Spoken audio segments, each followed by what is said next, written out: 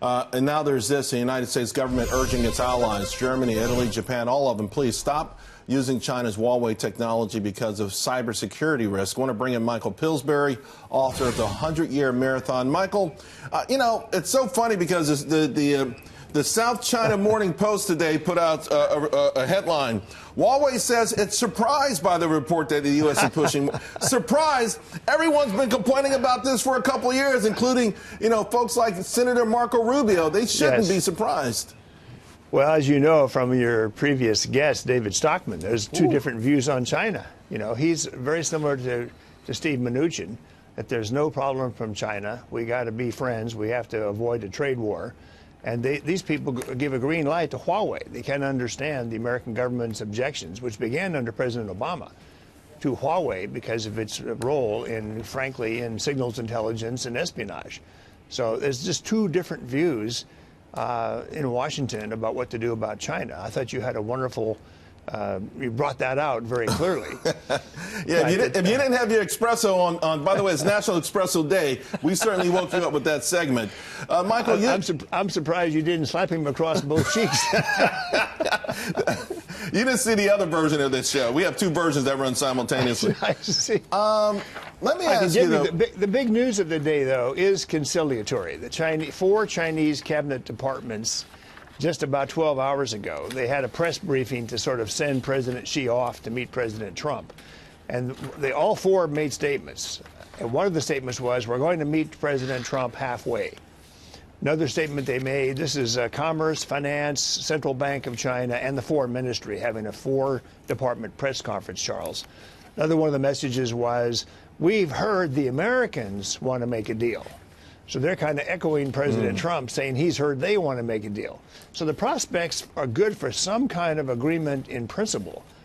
But the details are going to be just very difficult to work out. You know, Michael, you know, it seems to me that people who are opposed the president's efforts here are in two camps. One camp who just believe China poses no threat to us, and despite all the overwhelming evidence that they do. And then the other camp that just, they make so much money off of business as usual.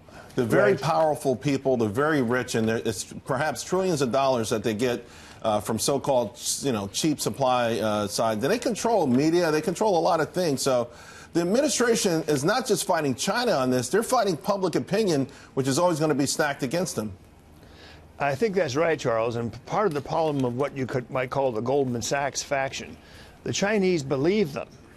They have told the Chinese, we have pretty good public evidence of this. Hank Paulson's speech in Singapore is one of the best pieces of evidence. They tell the Chinese, we are going to take care of Mr. Trump for you. Don't believe this. Don't make any concessions. It's all America's fault. They attack President Trump. And if they're misleading the Chinese, I don't think it's intentional. But the Chinese tend to think, okay, we have no problem with Trump. What do you make? We can get away with offering nothing in Buenos Aires. Right. And that's maybe what they do. What do you make, though, of those people who say, well, you know, this is sort of, you know, for instance, you know, China's got 1 million Muslims in concentration camps. If that was 1 million Protestants or 1 million Jewish folk, people of the Jewish faith, you know, would the Goldman Sachs, with Wall Street, would anybody in this country say, hey, let's be so conciliatory? You know, isn't it?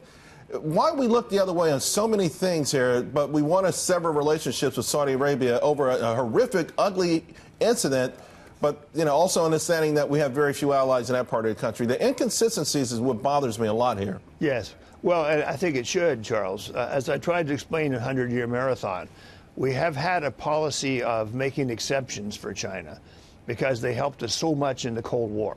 They really helped us bring down the Soviet Union. That's not a trivial benefit.